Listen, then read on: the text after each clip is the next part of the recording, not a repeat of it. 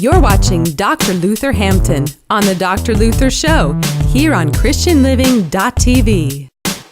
This is Dr. Luther Hampton again with my guest, Darrell Gooden, Brother Darrell Gooden, and we were talking about his transition. He was born in Mississippi, had I would say challenging, for lack of a better term, life. He moved by a gracious cousin, moved him to Chicago.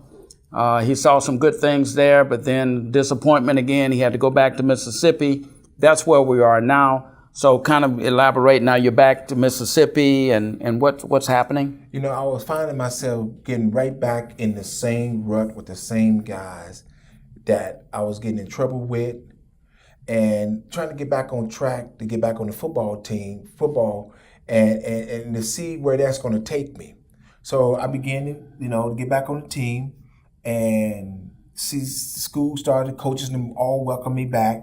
And they thought they was going to lose me, while I was there in Illinois. And they was like, okay, you're here now, you're back, let's make the best of it.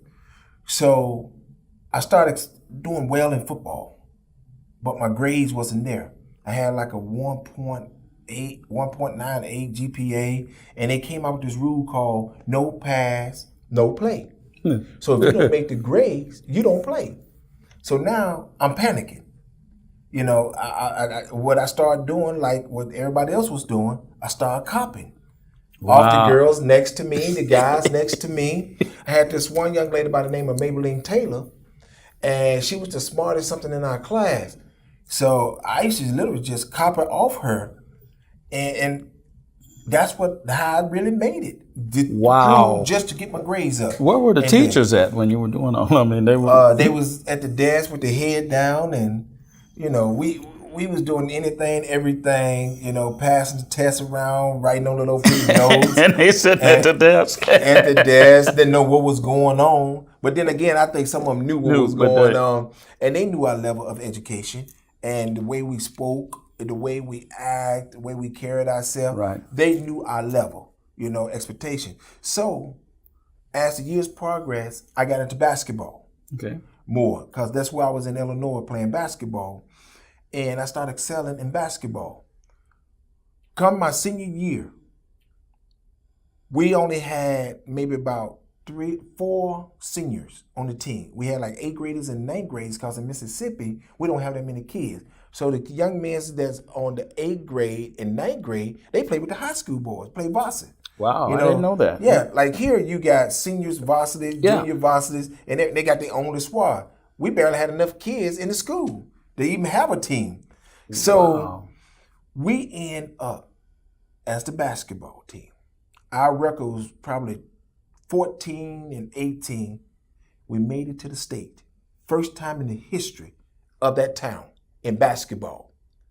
All that learning I had back in the days in Illinois, going to basketball camp, I used those techniques, what I have learned. Wow, that was just one camp. You went and got... And those little one things that they showed me helped me and excel in basketball. So from the basketball, we won the state. 2A state champ, first time ever. So Coach Jennings asked me to come to the office. And my mind wasn't even thinking about college football, college basketball, track. Wasn't even thinking about that. It was either go to the military, work at the factory, or go chop cotton. Those were the 3 options that we had as job, And he called me into the office, and a couple of colleges was talking to me, and it was Southern Mississippi, Mississippi State, Delta State. So Coach came in there and said, look, I want to show you something. He opened up a bag and pulled out all these letters from over 20 different universities and college that wanted me to come and play for him. But he said to me, I figured that you didn't want to play because you didn't have the grades. And I didn't want to embarrass the coaches and telling the coaches to get you, knowing that you're a DF student. And that hurt me because they made me feel like he had no confidence in me. at all. But then he came to me and said to me, would you go to my alma mater, which was Jackson State University? So I end up signed with Jackson State. I get on campus. So, but you got out of high school, though. Got out of high school. I mean, with the GPA. With the GPA, copping it with a 2.0 GPA. And I got on the campus and I looked around. There's the Q dogs, the fraternity jumping around, all these beautiful women, like a kid in the candy store. These young men walking around with a bag on it, giving out flyers. Somebody, it's a party going on tonight. I got on that campus. I looked around. I say, I'm going to flunk out. I am not going to go to class. I'm not. They got so many activities, so many things are going. I said, I'm going to flunk out. So I end up leaving. I said, I'm not going to go here. I went to the community college called Mississippi Delta. Mm-hmm. And by going there, I knew this would probably be my level. So the coaches said, we knew you'd be here. So that's why we kept a position for you. So I get there. After the first year playing ball there, came to our spring season, coaches said, some of you guys might not make it on the team because you don't have the grades. So it was 55 of us plus the coaches in the locker room. And I stood up and I told coach, I don't know how to read and write. Another ball player stood up. I don't know how to read and write. About 14 of us. Coaches and them looked at each other like, what? You had your teammates giggling, calling you dumb and everything, giggling and all. So Coach wife, Miss Southwood, took on all of us. Only 6 of us stayed in college. The rest went home because their pride got in the way. Pride. Wow. She took us all the way back. She took us all the way back to first grade. She taught us our ABCs and our 1, 2, 3s. Here I am, 19 years old, 20 years old, to teach me my ABCs and 1, 2, 3s. Adjective, nouns, pronouns, how to speak, and all of this. She took us back. And like I say, some of the guys, they quit because their pride got in the way because they was from Texas, Alabama, California, New York, and they was pushed along through the system too. Through the system. Because of their sports ability. After being at the community college, University of Houston came knocking at the door. Andre Ware just won the Heisman Trophy. I remember that. And when he won the trophy and everything, they were sending all the information to us. You know, we want you here. Same thing at University of Houston. The college was just too big. So this one coach by the name of Ken Sparks from an NAIA school called Carson Newman College in Jefferson City, Tennessee. This coach said, I know Houston wanted to offer you all of these things. Mm-hmm. But the only thing that I can offer you is a personal relationship with Jesus Christ and a free education. My God. My God. And when he said that to me, last time I heard that word about God, it was from my mama. From your mom. I remember that. That was the last time I ever heard anything about God. So I knew this was the place for me to be. This coach never ever talked about football, ever, to none of us. He always saw us walking and say, how's your heart with God? When we go to the lunchroom, when we're walking down the sidewalk, when we come to the dressing room, how's your heart with God? This is what Ken Sparks, he won over probably about 4 or 5 NAIA championship.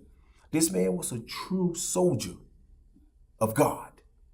And he wanted us to be the best we can be. We only had probably about 40 minorities in the whole college. East Tennessee. Just imagine when the janitors are white, the teachers are all white. Wow. I mean, everything is all white. And this man, he really, really cared about our life. And he said, football is going to take care of itself. You need a relationship with God and getting your education. I mean, and that was his word.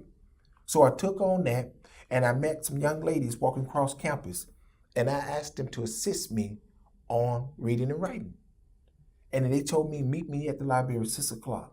I was faithfully meeting these young girls at the library, and they was teaching me how to read and write.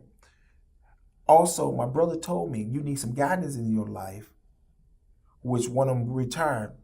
And the guidance was that he retired from the Army. So they had the ROTC. So I joined the ROTC. And I went to Fort Knox. And that really showed me the world and how the world really treats you. You know, they made it so real there at Fort Knox. And how the drill sergeant took you through all these drills, put you in this gas chamber. I mean, went through the whole shebang of the military. And I graduated out of Fort Knox Officer School. And I get back to campus, my whole life really changed.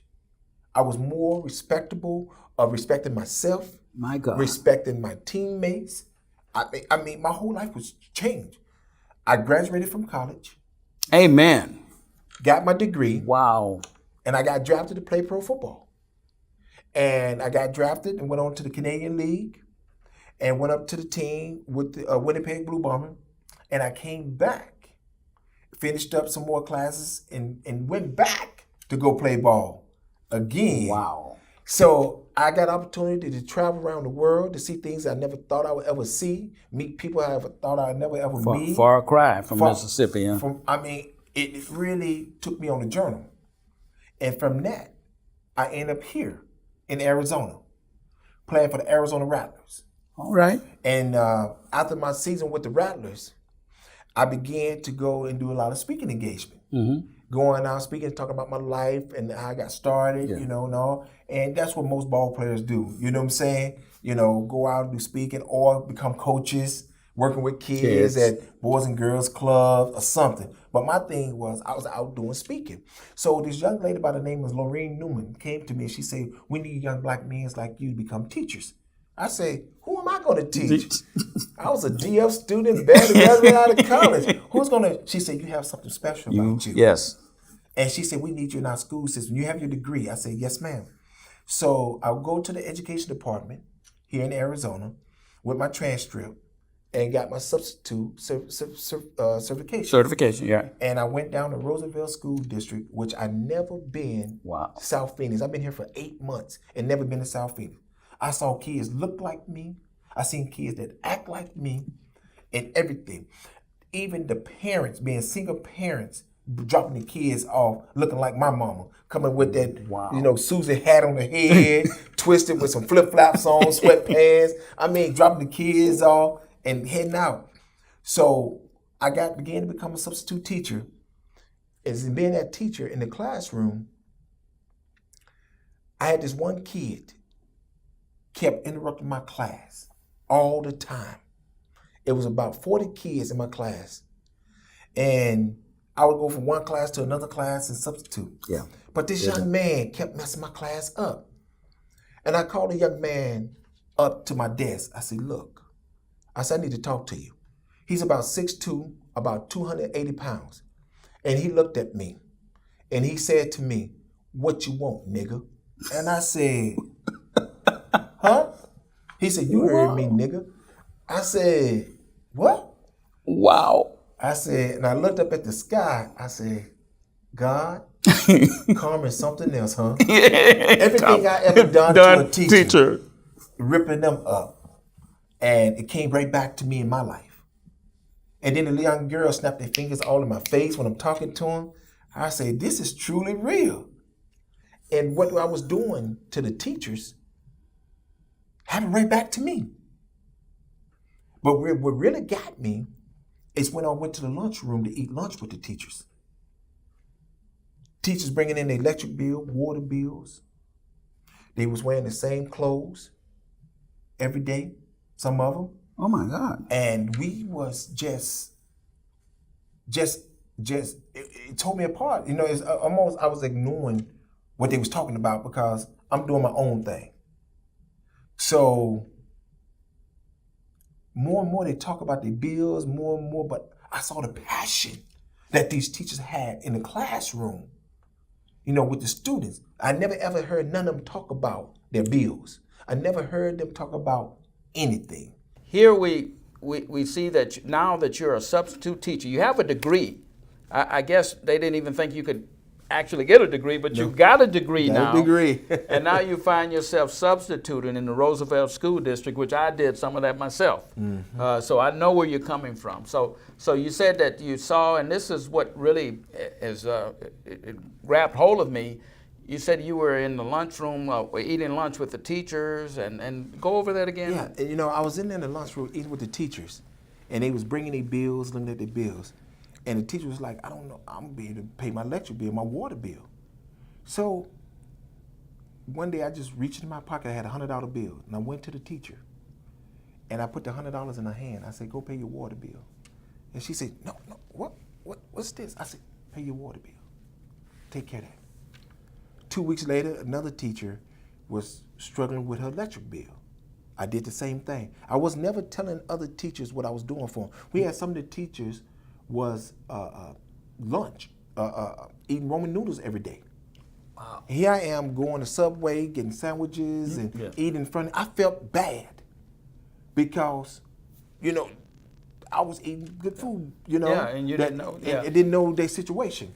And I began to start hanging out with them. We had one teacher who was taking supplies from the school and taking it to another school, and I go out to his vehicle with him to carry the package of the supplies. I look at his tires on his vehicle. They were slicker than my hand. I said, you know what?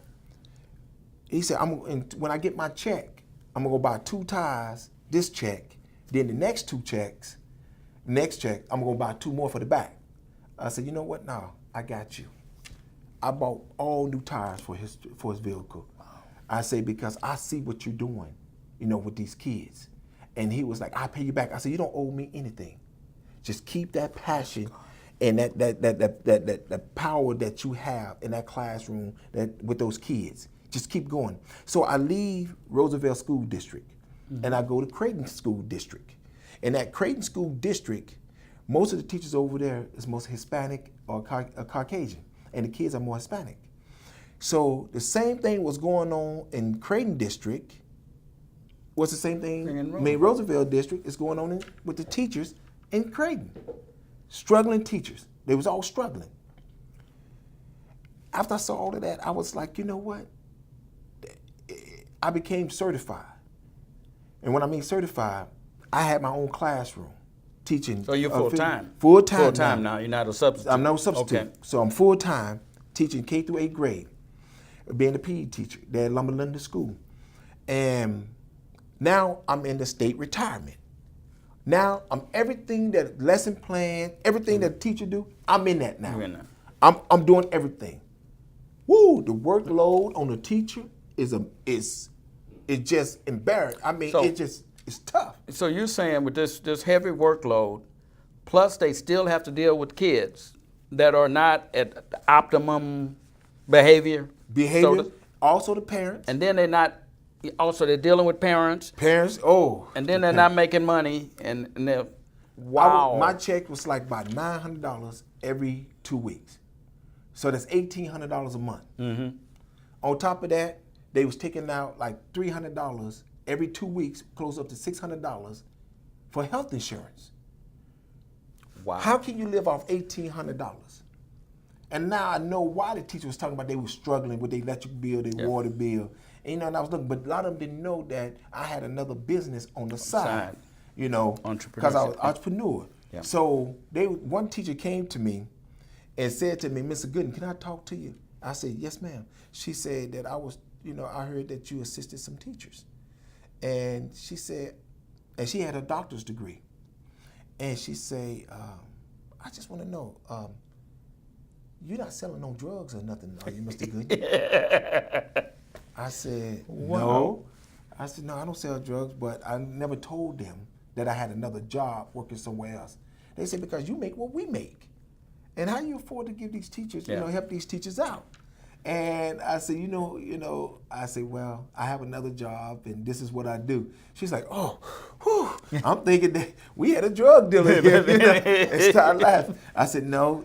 So I got a family, a kid, and I couldn't live off the salary. So I put full time into my job, what I do today for the last 22 years, and working in Indian gaming. Mm-hmm. So, and I make 3 times what I was making as a teacher, with benefits and everything. But I couldn't stay at the school district. I couldn't stay out from helping teachers, so I started bringing pro ball players in to do speaking engagements and different things, and the kids all hollering, being happy. And there was nobody out there doing anything for teachers. For teachers. So I did my research. Today, people don't even know that the military has wounded warrior, disabled vet to support them. You have the Salvation Army that support homeless people in homeless shelters, yeah. St. Mary. You have that. You have the first responders that have the 100 clubs that support them. And you know what really got me? You have dogs and cats, have the Humane Society that support them. Teachers are the only government job that pays money out their pocket. They're spending between $500 to $1,000 out of their own pocket for classroom supply. Who do you know that spends money out of their pockets to support the community? Just teachers, right out their pocket when they're working for the state, for the government. I saw that, I lived it, all right? Not only that, teachers makes $2 too much to qualify for any kind of government assistance. Section 8, food stamps, none of that. $2 too much. And I mean, I was like, what is going on here? And I was like, why me? I said, God, why I have this feeling for teachers? I don't know why. All of a sudden, I started crying and like seeing these teachers leaving. And I knew that teachers now what I knew was my lifeline, was my start, was my kickstart in life. God. I gave them pure hell. I did. I literally was a nightmare to the teachers. So I say, I'm that kid who was born on Section 8, welfare, food stamps. Right. What the government is trying to keep from being a statistic. Didn't know how to read, didn't know how to write. But the teacher was there for me and trying to give me all of them, all day, every day. I ended up going to college, playing football, getting a degree, playing pro football, then was called, become a substitute teacher, called out, something I didn't even have in my radar of life. Then I became substitute, then certified, and lived a life as a teacher. I come out on the other side with a ball of wax of a journey that God has put me through, not knowing why me. And I asked God said, why not you? I said, God, I don't know how to read and write. I don't know how to, do this. I said, what would I call this? Keeping teachers teaching. Keeping them teaching. Because we need to keep them in the classroom teaching because they are our lifeline.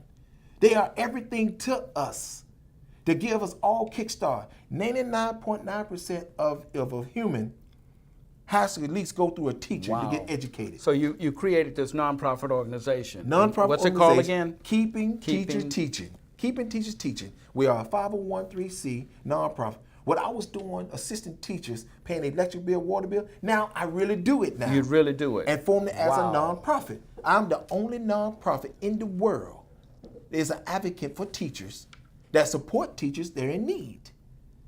To assist teachers on getting recertified, get special training to go in and out of state. So a teacher, if they need a certification, they can come to your organization and I can give them that $65 to get their certification done. If the teacher needs special training, because when they go to the district office and so many districts are cutting their budgets, and the district said, we don't have any money to give you that special training because you got 40 diverse kids that you're dealing with different attitudes, but you need this diverse training, and the district said, we don't have the money. What do the teachers do?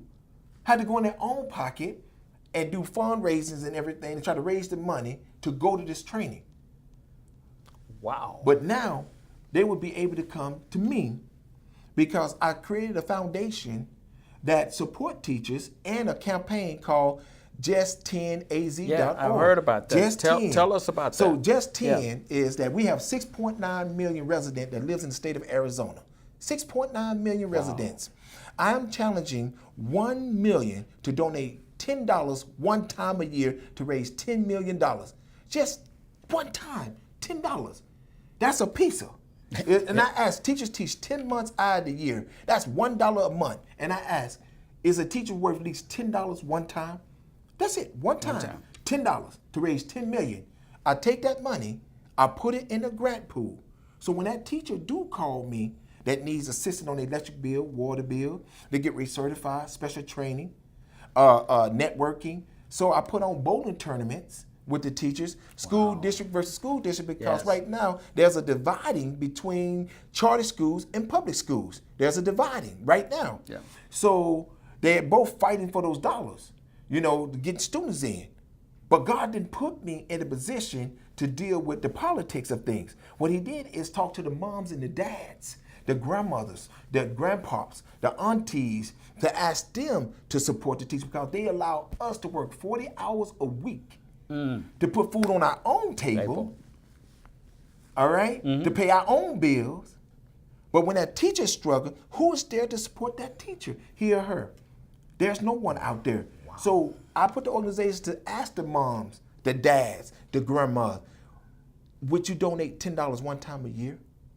But I need $1 million of you to donate $10 one time so we can keep our teachers in the classroom. So when they can put their pride to the side, because they're there shaping the minds of our future, which is our kids. Yes. And that's the thing was, so with the bowling tournament, I went after teachers from public school, private school, charter school, teachers on the reservations, and I brought in the first responders from their districts. And we put on the bowling tournament. This is my 3rd year now doing the bowling tournament. Not only that, I created a health and wellness Teacher Appreciation Day. 90% of the teachers don't even know Teacher Appreciation Day is the first Tuesday of the month of May. So I had to go around the school and ask them, do you know when Teacher Appreciation Day is? They said no, because they feel unappreciated. So I created. Did they know there was even Appreciation Day, period? They had an idea, but no one was appreciated. So I created a Teacher Appreciation Day, health and wellness. So I brought all the teachers out to the park, and still in the school park. Live concert, had about 20 vendors, free food, gave out laptops, printers to the teachers so they can be able to spend time with their families at home, because a lot of the teachers don't even have laptops. So I went to a company to partners with them to give them laptops so they can take their work home. At least they're around their family instead of working 10 to 12 hours at the school trying to copy paper. So take this copy machine and copy paper at home. Yeah. So I was trying to find ways. I go to like the different discount stores, like the liquidation, to give teachers discounts. Or I just talk with 3 dentists. And the dentists, what they did, they say, look, we'll give you up a line of credit free, and teachers can come here and get their teeth done. Root canals, if they need to take teeth out of their mouth. They say, we're here to support you. So that's what keeping teachers. I don't give them what they want. I give them what they need. Things like with the tires on the car. I want to keep them in the classroom. I want to keep them rolling. So is this state, this is just in Arizona right now? Just in Arizona right now. Right now. But the Creator has given me the vision to go nationwide. Amen. Nationwide, to support teachers all across the country. And KTT Mississippi, KTT Alabama, KTT Texas. And train, master what we do here and duplicate it in every state with the other affiliates of no different what the Boys and Girls Club does, the United Way does, no difference. The Red Cross. We want the moms and the dads and the pops to take care of their teachers. Is there a website that people can go to? Yes. Can you tell the audience? They can go to www.keepingteachersteaching.org, or you can go to just10az.org and visit the website. That's keepingteachersteaching.org or just10az.org. And they can go on to see information about what we do, see videos, see pictures, and also just make a donation of just $10 one time. Well, with that said, man, that if you've heard this and it touched you like it touched me, you'll go to that website right away and make a donation. We're so glad that we're here at Christian Living Radio and that we can sponsor shows like this. You said, why God? Well, why not you? Because, I can see the passion. I can see you have an anointing for this. And God created you for such a time as this. And, brother, it's been such a pleasure to have you on my show. And God bless Brother Gooden, and you keep him in your prayers. And also, we need to do more than pray. We need to go to that website and donate and keep these teachers teaching. This is Dr. Luther signing off on this segment of our Dr. Luther show. God bless all of you. Be blessed in Jesus' name. Everybody that's out there, you know what to do. Make sure that you follow Christian Living Radio. That's where it's at. Shout out to Christian Living Radio. Excited to be here with my brother. God is doing incredible things, man. Stay tuned. It's Deborah Joy Winans, and you are watching Christian Living Radio. Hey, it's Tasha Page Lockhart, and you're watching Christian Living Radio. Hey, what's up? It's your boy, Kirk Franklin. You're checking out Christian Living Radio. Christian Living Radio brings you the latest in live performances, interviews, testimonies, sermons, classes, music, and more. We provide platforms for both established and up-and-coming artists with a wide variety of music and live videos. On Christian Living Radio, artists can share their testimonies worldwide with our national and international audiences. For more information, check us out at www.christianlivingradio.com.